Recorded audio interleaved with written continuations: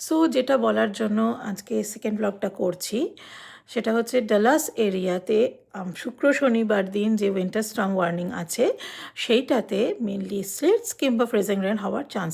তো এই স্লিট কিংবা ফ্রিজিং রেন এই দুটোর ইম্প্যাক্ট হচ্ছে, স্লিটস যদি বেশি হয় তাহলে invisible black ice formation on the road হবে, কিংবা এর জন্য মোস্ট প্রবাবলি যেটা হয় যে অ্যাক্সিডেন্টস হওয়ার চান্সেস বেশি থাকে।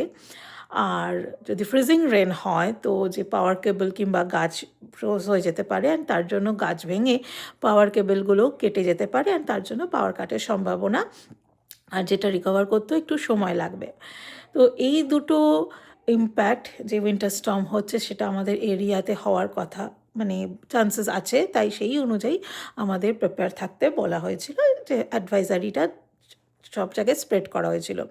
তো সেই হিসেবেই আমরা প্রিপেয়ার ছিলাম যে in case of power cut we have the water, foods, everything in our home. আর যেহেতু স্লেটস হলে ব্ল্যাক আইসের সম্ভাবনা বেশি, তো ট্রাভেল অ্যাডভাইজারি একদমই বন্ধ ছিল, তো সে বাইরে যাওয়ার কোনো চান্সই নেই। তাই মোটামুটি ঘরবন্দি অবস্থা, তাই সেই অনুযায়ী প্রিপারেশান রাখা in case of long term power cut যাতে আমরা সার্ভাইভ করতে পারি।